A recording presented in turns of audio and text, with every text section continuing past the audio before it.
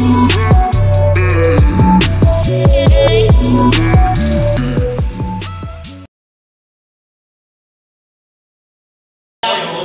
at NFT SEA, we're the largest collective from Southeast Asia representing gaming, metaverse, and NFT projects.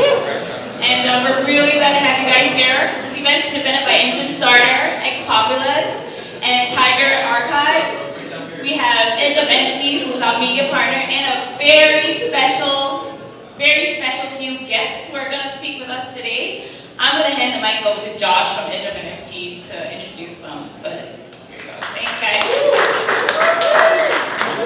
What's up, everyone? It's awesome to see people here on a Friday. We made it, right? And you know, we're still interested in having stimulating conversations, meeting new people, co-creating. It's a really beautiful thing. It's an honor to be part of this event. My name is Josh Kriger. I'm one of the co-hosts and co-founders of Edge Up Company. We do have a podcast called Edge of NFT, which you can check out all over Spotify, iTunes, all those Web2 platforms. We'll fix that soon. And then we also produce NFT which was the largest Web3 summit on the West Coast. I'll share a little alpha there after this panel, but I really do want to talk to these amazing gentlemen that have more credentials than I could even get through in an hour. But I'll let them sort of share a little bit more about what they're up to in the space when they get on stage. I'm really excited to introduce Prakash, as well as Baron, as well as Soby. Come on up, gents. For a little bit of background.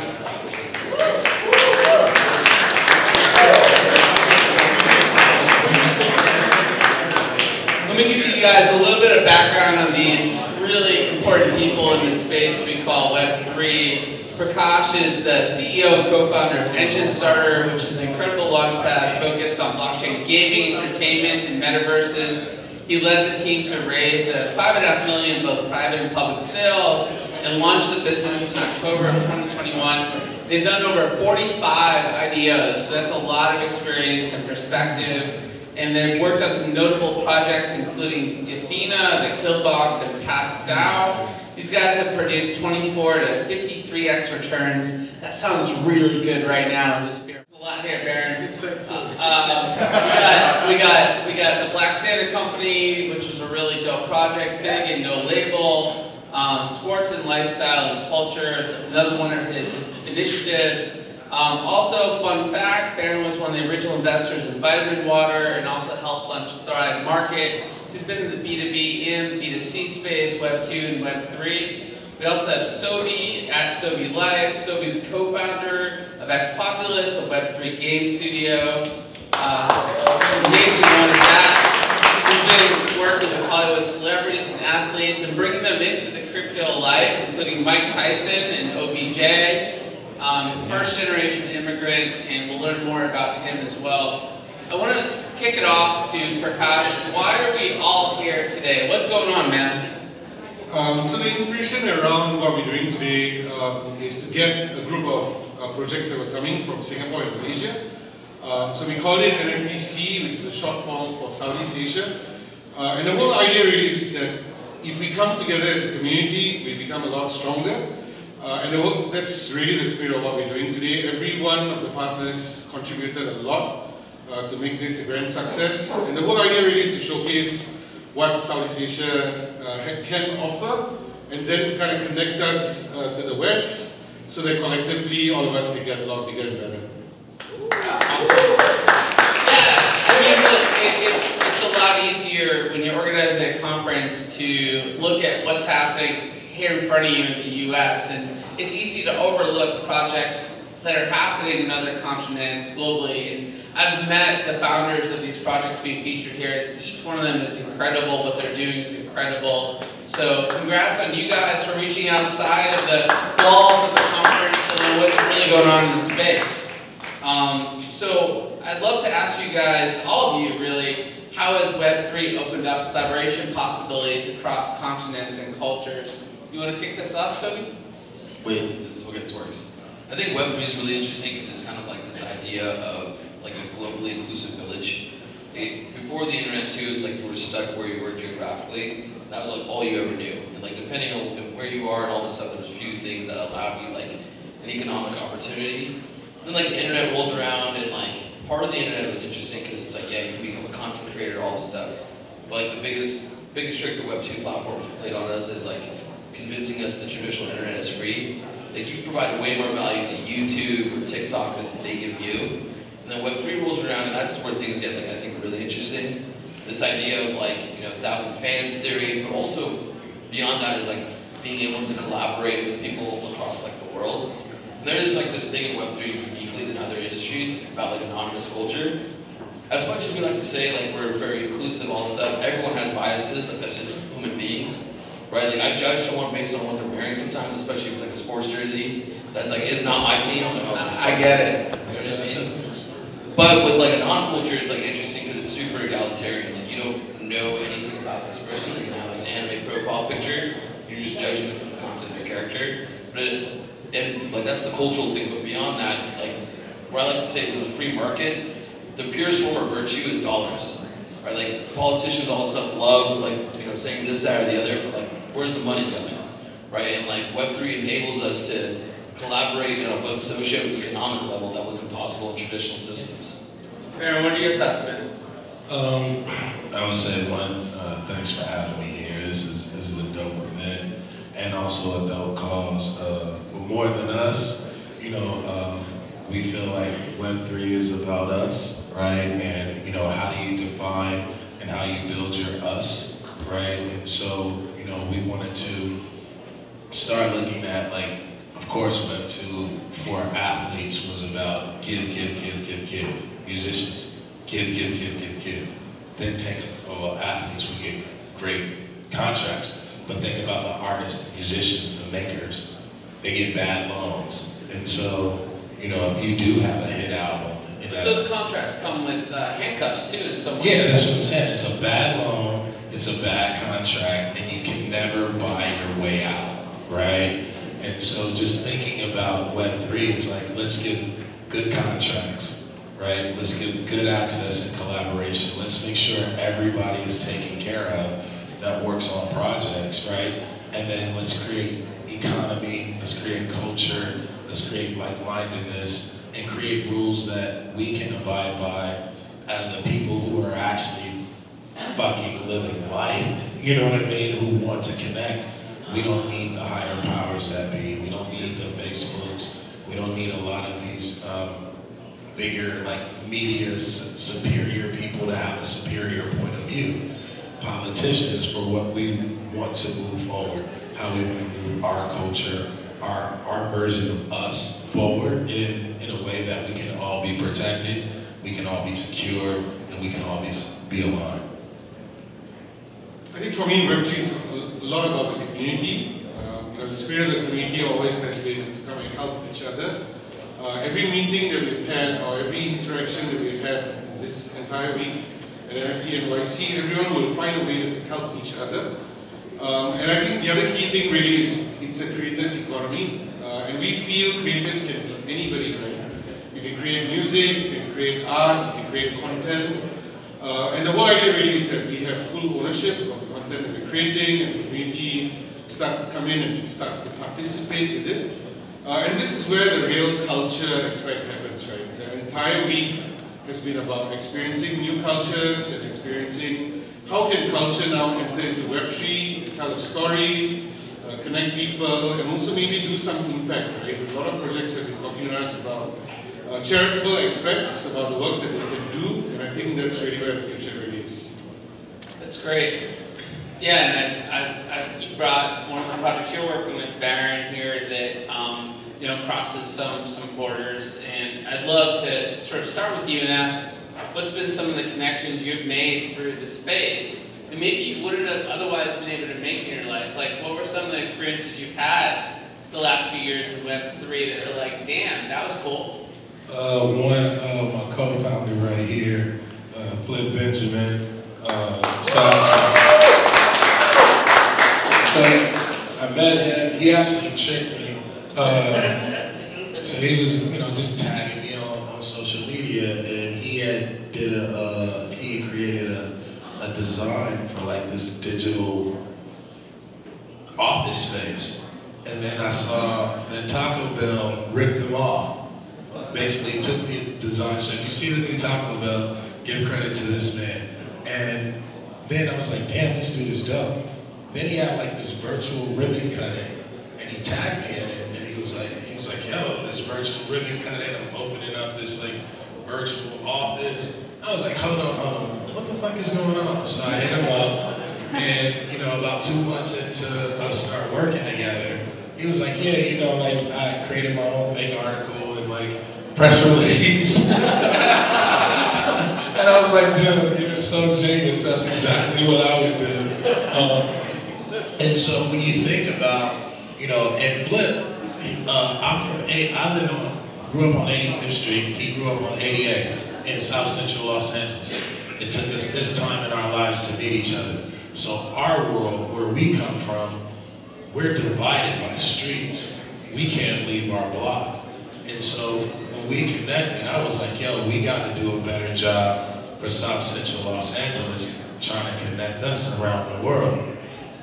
Then you look at my boy right here, Victor Armer. You know, he's from Germany, Austria, right? And we connected almost 3 weeks ago, and I was like, yo, you my brother, you moving to LA. And so like we're not leaving each other's head. My brother Alex, over there from London, building out an incredible sneaker marketplace. You know, we just met this trip, and now we attach at the hip. But just thinking about Web3, right, and thinking about international and like the way I want to invest my time, the way I want to invest my resources and community is just like, you know, this guy has built, you know, an incredible project with a hard wallet, right, that, you know, allows us to have our own debit card and payment system. And so when you start thinking about it, it's like, oh, the culture has currency now. The culture has a transactional tool.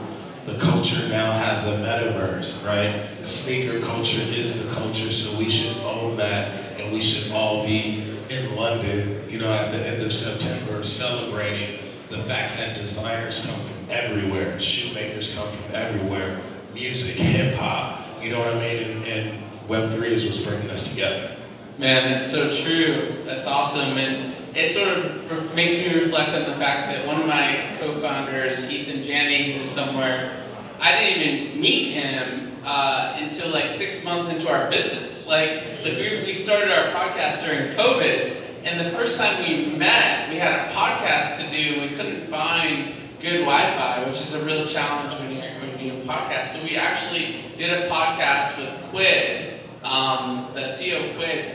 We were all sitting on a bed in our hotel room and literally had just met for the first time 30 minutes before that. So true story, one of our other team members, you know, is in New Zealand, and we met him for the first time when he came out for NFT LA. So there's a lot of stories like that.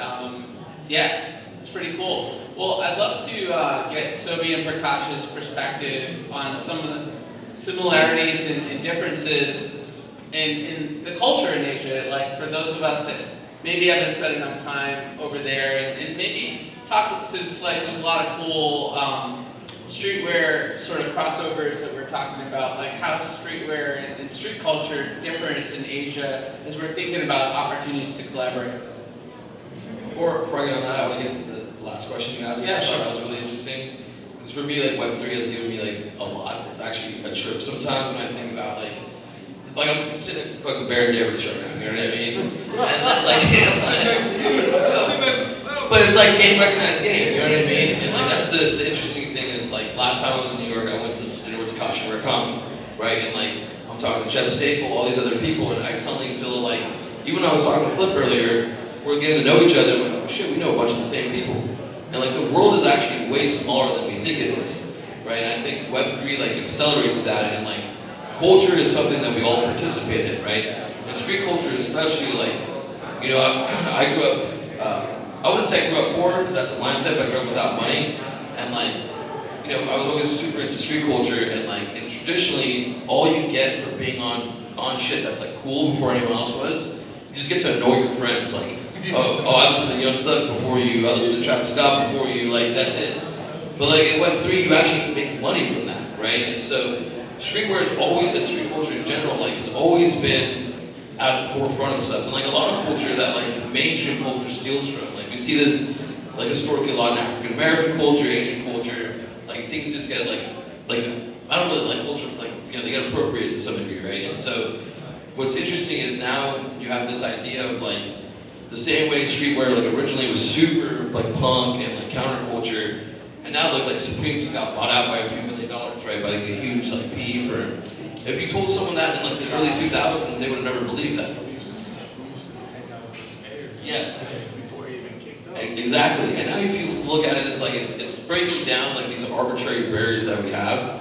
And so like people are understanding like, oh, you consume the same things as I do. We like the same things, or like people are converging.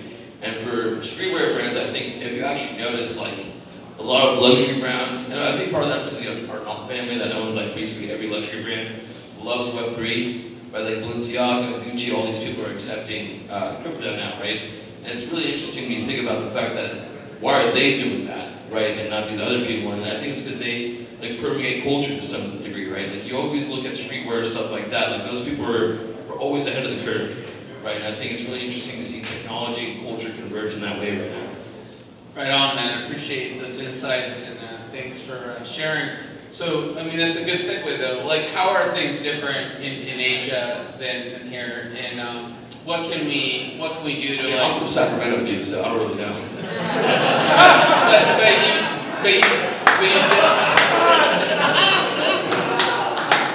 but you've done some global stuff. Yeah. So you know, I can talk about anything. He's from Sacramento. I can talk about it. Come on, man. Yeah. You guys just taste the moderator. You should not get that question. He's from Sacramento. I did sign one of the first sneaker deals with Li Ning back in 2007. And I remember when we were talking, I was at Reebok at the time, and we were talking about, you know, where do we want to go? Where did I want to take my brand? I was like, I want to take it to China, right? Because there are 400 million basketball fans, and you know, we had been over there a couple times with Yao Ming, and for the first time in my life, like I walked through the mall, there's 8,000 people following me, or Steve Nash, Yao Ming, you know, but it's still like I got my 500, you know what I mean? But it was like, you know, these people love this game. And they're like, they knew more about me than any US fan.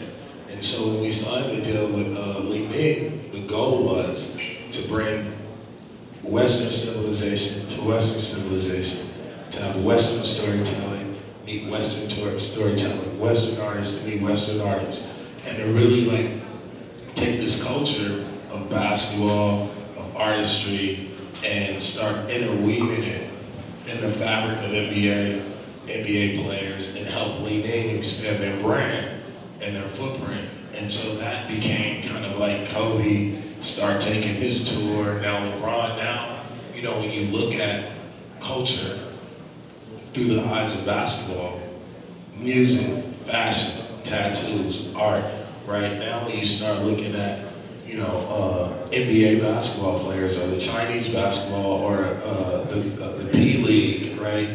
You know, it's like you starting to see U.S. players not even care about playing in the G League or sitting on the bench in the NBA. They're going to China to play. They're going to Singapore to play. And so, you know, basketball is a remedy and a recipe for uniting culture, uniting utility, uniting community. And so I think that, you know, for me, like the ability to understand, right? Even if I don't understand the language, I can understand through the culture, through the expression, right? Through following directions, being led by the people who are the insiders. So I would say for us, it's like basketball is our inroad for what we do at MTU. And with that, it aligns us through so many different verticals of music, of travel, of food. You know, we can connect on so many different spaces just through this sport. Beautiful. And Prakash, you know, you've traveled the world, and you know, you've launched projects globally. So what's your perspective? Sure. So Southeast Asia is, the home to a lot of creative talent. That's where Axie Infinity came from. They kind of drove this whole P2E as a trend. But it's still a very, very small community. I mean, if you collectively bring everyone together in Southeast Asia, it's substantial. But there's a whole lot of talent, there's a whole lot of good content and projects that are coming up. But they don't have the ability to tap into larger markets, right? And that's kind of where we saw this opportunity. And a lot of it is what I experienced at NFT LA, right? Coming from Singapore to LA, post-pandemic, there was like the first event that I attended after 2 years. And when people started meeting me and understanding that I was from Singapore, everyone found ways to kind of work with us and collaborate with us. And that's kind of where we saw this magic that could happen if we connect both worlds together. And the beauty really is that if we can actually tap into a lot of key influences from the West and now bring them back to the East, it's going to be big, win-win for everybody, right? Because the Asians are very, very supportive, they're big fans. And they want to find a way to kind of interact with this, and this is where we need to collaborate so that the content or the way that we are executing it in Asia is something that they can relate with, and then a lot more new people can actually come into Web3. I just want to piggyback, and I think on this side we got to do a better job of allowing that to happen. You know what I mean? And so, I think Web3 is the right platform because we need to allow these stories to be stretched and be told on our end, by, NBA players or people in the culture.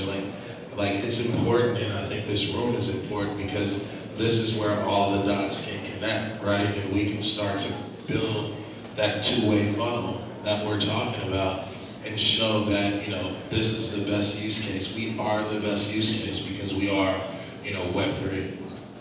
Yeah, so Soby, when you're thinking about developing games and making sure they have not just a local impact, they have a global impact, what is the recipe for success in your mind? I think the world has become a lot more global in nature. To Baron's point, a lot of stuff like the NBA, it's really interesting when you meet people that are foreign that have the same interests as you, right? Because that's we just unite around that. Oh, you like basketball too? You like football too? I mean, most of the time it happens in basketball, not really football, right? And I think part of it is realizing that there's certain game modes that are more popular regionally, gacha games, for instance, are very popular in Asia. I spent way too much time playing Dota and all this stuff, and I think being early to the internet and early gaming culture, that really translated well into Web3 culture, because I spent a lot of my time as a kid just on the computer, right, and playing video games for people all over the world. I would literally alt-tab, write some shit up in Google Translator, that was Chinese, so I could send it to Chinese gold farmers in World of Warcraft, so it would give me a view. You know what I mean? And so that showed me the world is a lot smaller than we think it is, right? Human beings in general, we've been playing games for years and years and years, right? That's just kind of who we are intrinsically. And so co-founder of Ex-Populus, and Clement is my co-founder somewhere in the crowd, who actually didn't meet in person until recently. We've known each other for 5 years. But he's Singaporean, and I didn't even realize that. Should we live across the world from each other, right? Fun is just fun, right? And I think a weird trap that a lot of Web3 games fall into. For instance, a lot of video games use databases, right? They don't advertise themselves as a database, right? We leverage the blockchain and we have digital assets, which are NFTs, but at the end of the day, we're trying to build a fun game. And I think when you understand that, you understand fun is very global. Soccer is the largest sport in the world. And all it takes is just a few people in a ball, right? And people everywhere play them, right? So you can create those things and you can create culture around those things that are unifying. And if you understand, if you approach it from that perspective, right? Because I think if you get too granular with it, or try to zoom in too much, you're oh, let me build something that an Indian guy would love, or an Asian guy would love. It's no, just build something that people in general will love. Everyone plays chess, everyone plays checkers, right? Think around that concept, just having pure fun. Yeah, some of my favorite mobile games that I played Madden, and I kind of went through a streak of playing chess online. I was definitely playing with international players that were kicking my ass. Guys, any other ingredients for success when projects with a global impact? We'll get back. Well, let's just get into some more details, right? You know, we've been having a pretty high-level conversation, but you guys all have practical experience.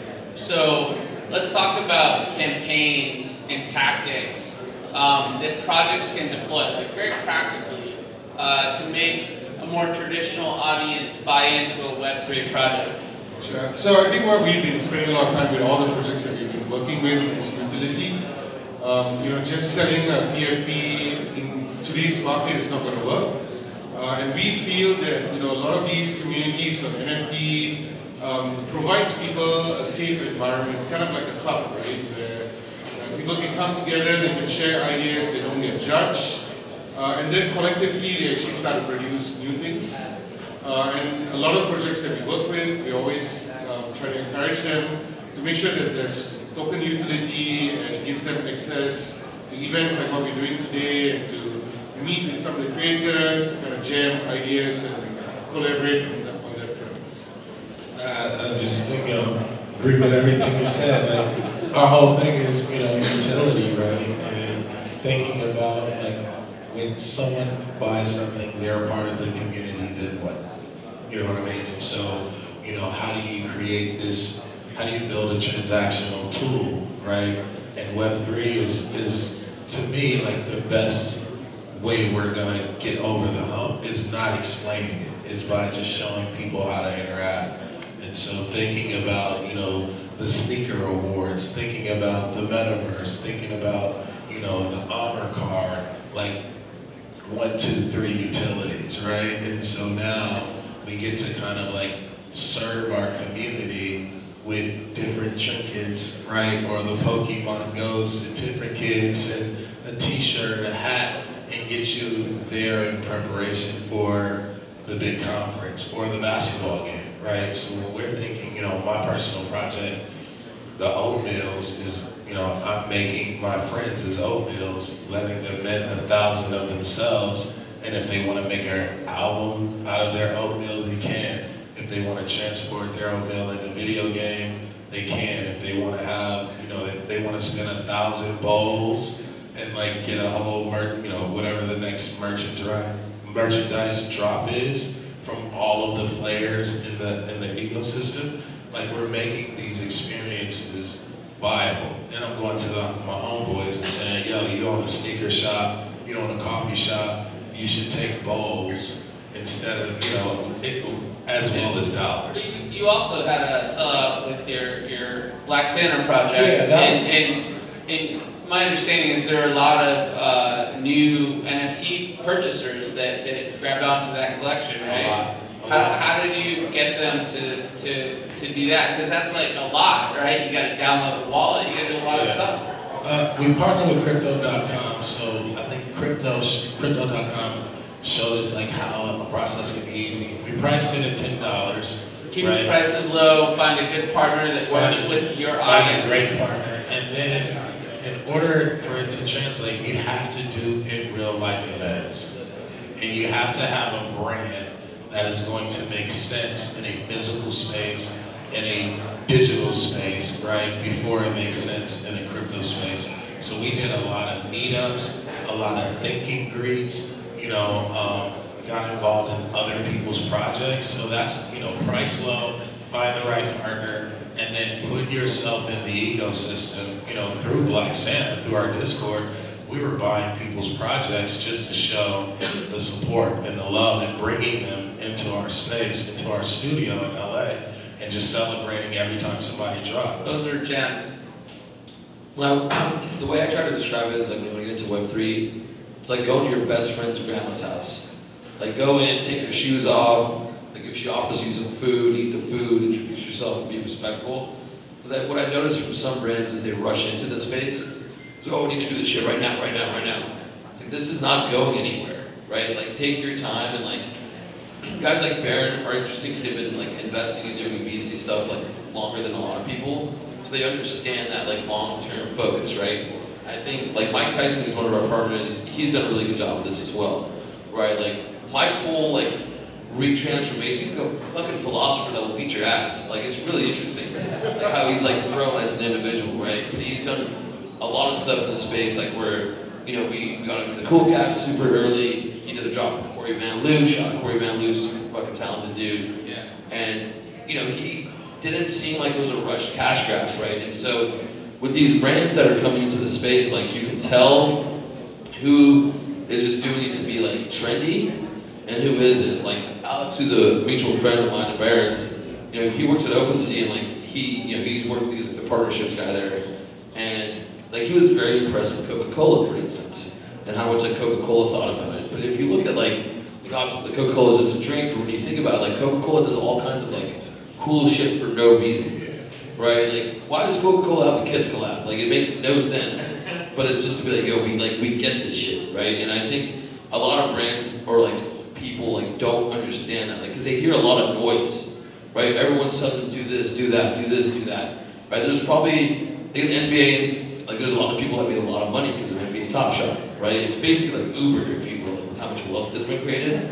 So they had a good experience in Web3, and so for them, like, transitioning isn't that hard because you have a good experience. But I think, like, poorly thought after on-ramps, like poorly thought after entries, quickly become permanent exits, right? People get into the space, they buy something that's a fucking scam, and they're like, I just lost all my money, I'm never doing this shit again, right? But if you look at the successful projects, you know, they deliver on utility and value for people. Barron pricing this thing at $10, you're like, oh, this is $10, like, I can do that, right? But then you go into the Discord and like you're talking to people and make friends, like, dude, that was definitely worth $10.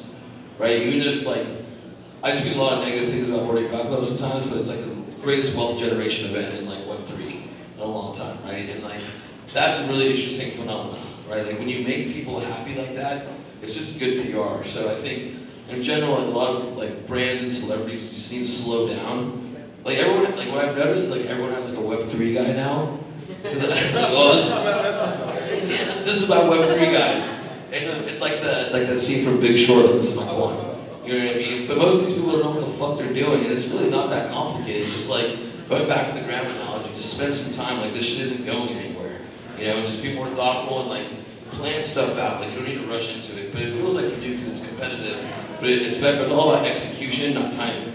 Yeah, totally. You know, a lot of brands approached us to be involved with NFT LA. It's a sports, entertainment, music.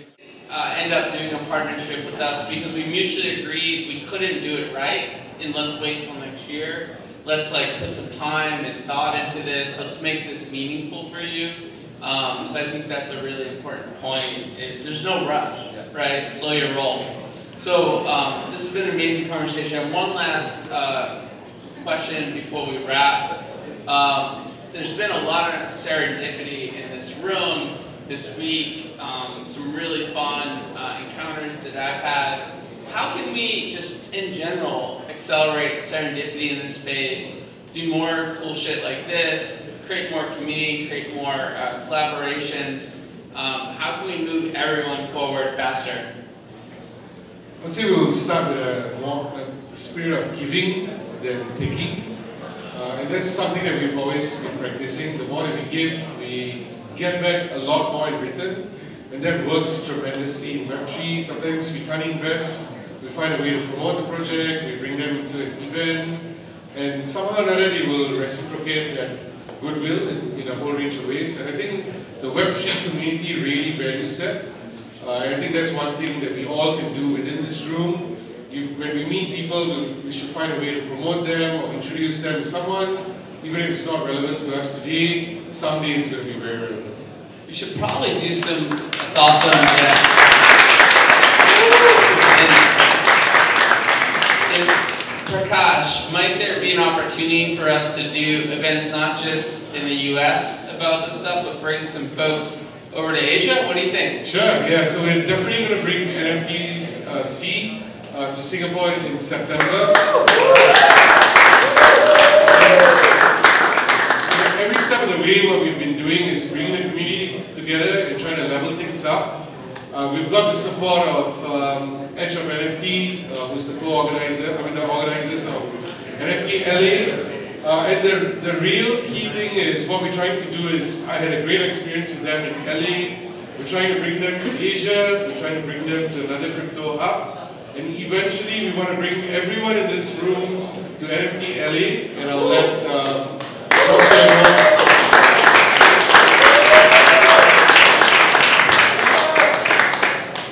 Yeah, absolutely. Thanks for this. I have a new word, or we have a new word we like. Thanks for the soft shell.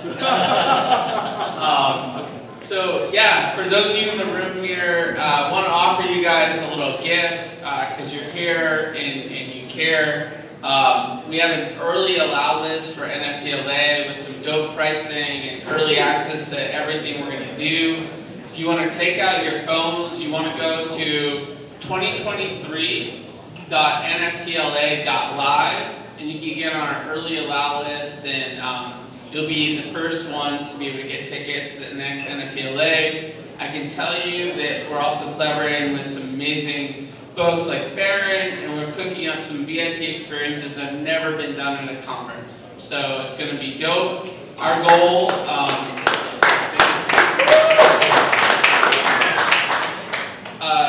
we did a lot. We tried a lot of things in our first year with 5 months of execution time. We have a whole year this time, so you know, I think we want to raise the bar on what NFT was from an integrated experience level. There's some new things that we're doing. For example, another little bit of alpha is, I don't know if he's here, but Israel Wilson's going to lead inclusivity and diversity track, right? A whole track based on inclusivity and diversity. And we're going to do a lot more tracks like that built into the core conference, so you don't have to, yeah, the side parties are great, right? But we're going to do the event on a Monday, Tuesday, Wednesday. Do your side parties on Friday, Saturday, Sunday, Thursday, Friday, Saturday after. We're going to create a home that feels comfortable for everyone. That's our goal. I appreciate that, man. And you let me be a part of that. And you let them to you be a part of it. Because last year we did a satellite welcome to LA, and then we did a think and greet on Friday, and you guys came through and was like, yo, just come mess with us. And so I appreciate that. I'm excited as well.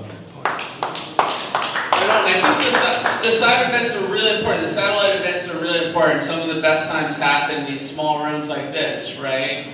But I think it's also a responsibility when you're organizing a conference that next year we'll have 10,000 people to make it big and bold and have thought-provoking, amazing panels and lectures and keynotes, but also to make it somewhere where everyone feels like they're welcome and can have one-on-one conversations, learn about communities and sub-communities. So we're going to try to thread that needle at the core event as well, and with everyone's help and input along the way. So yeah, I guess that's probably a wrap. But any other closing words, Soby, in terms of how do we all cut through the noise and create more connectivity tissue? I think a lot of it is like, honestly, most people are capped. Like, literally cut through the hype. Like, literally no one knows what the fuck they're doing.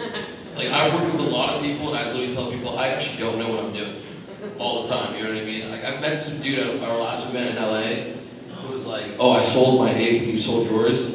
I was like, bro, I was literally trying to drive home to delist mine. Like, I don't know what I'm doing, right? And I think part of that is like why people believe the hype is like, and I don't mean like the hype of Web3, I mean like what people are like shilling and stuff all the time, right? Like, you need to understand people's intentions. Like, no one gives a shit. Like, they're just trying to dump on you, right? But like, blockchains are interesting because you can actually like check the chain and see what people are doing. But I think it's really easier to like cut through the noise if you, like, ETH could go to $100, I'd still be here. Like, I don't give a shit. Like, I really have like a lot of belief in this, right? But like, when you zoom out and you have a long-term like bias, like the anxiety goes away a little bit, right? Because you feel like Web3 is an incredible wealth creation event. So you see all these other people that are like doing well, and you go, I need to do it, I need to do it, I need to do it. But like 5 years for generational wealth is like amazing. Like, that's a great time period, right? So like, if you can take it longer term, you won't get caught short term like pit stops, but also like make friends. Like, actually make friends in the space. Like, that's the best way to do it.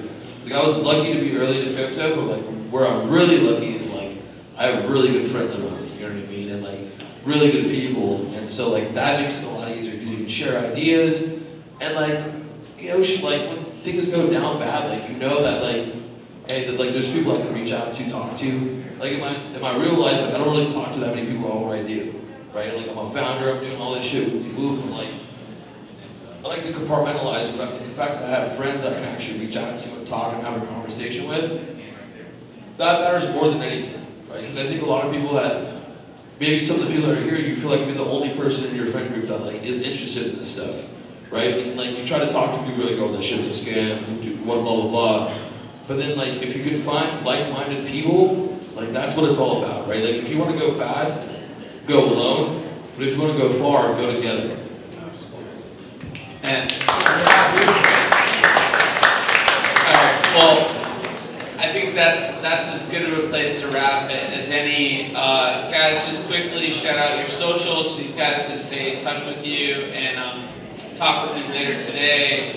This was amazing. Thank you all for your time. It was definitely a highlight for me of this week, so thanks so much.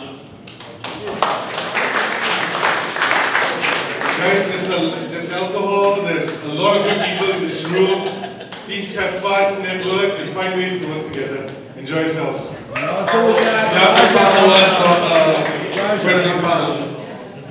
And pass it on to Elizabeth with us. Alright, Prakash is going to send an email for all Oh the yes, you can follow us at Enjinstarter on Linktree. You can find us on all social networks. Enjinstarter.com.